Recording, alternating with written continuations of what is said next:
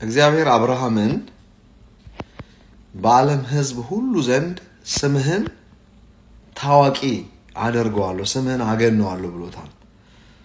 ስለዚህ አብርሃም በዓለም ሕዝብ ሁሉ የሚታወቅ ታዋቂና እጅግ በጣም ባለዝና ነው ማለት ነው። ከአብርሃም እስከ ኢየሱስ ክርስቶስ ድረስ የ2000 ዓመት ልዩነት አለ። በእነዚህ 2000 ዓመታት አብርሃም የታወቀ ሰው ነበር። እግዚአብሔርም ለሰዎች ሲተዋወቅ እኔ የአብርሃም አምላክ ነኝ እያለ ነው የሚተዋወቀው።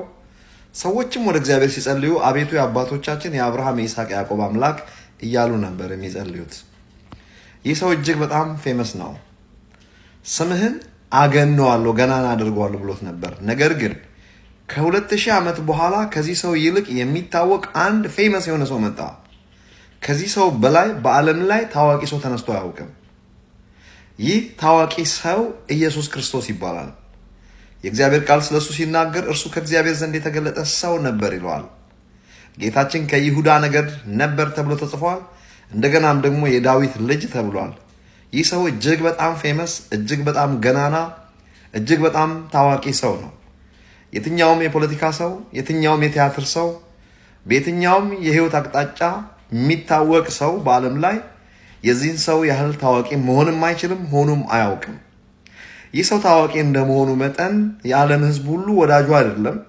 ብዙ ወዳጆች እንዳሉት ሁሉ ብዙ ጠላቶችም ነበሩት።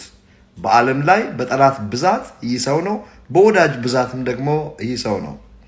ምክንያቱም ሰው ታዋቂ የሆነ በሄደ ቁጥር እንደዛው ወዳጆችም ጠላቶችም ይኖሩታል።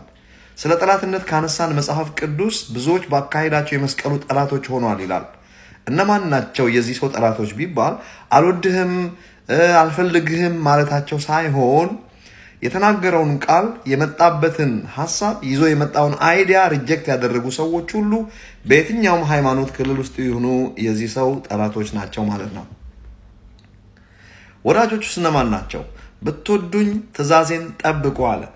እኔ አባቴን እንደምወደውና ትእዛዙን እንደምጠብቅ እንዲሁ እናንተ የምትወዱኝ ከሆነ በስራ በአክሽን አሳዩኝ ነው ያለው። ትእዛዙን መጠበቅ ማለት ምን ማለት ነው? አትስረቅ አታመንዝር ማለት ነው? አይደለም።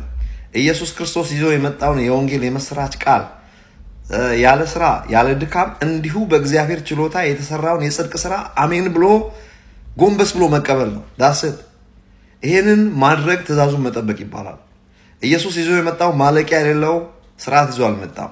ኢየሱስ ይዞ የመጣው የህይወትና የጸጋ መልእክት የምስራች ወንጌል ነው ይዞ የመጣው። ለዚህ ወንጌል አሜን የሚሉ ትእዛዙን የሚጠብቁ ሰዎች ይወዱታል፣ ሌሎቹ አይወዱትም ማለት ነው።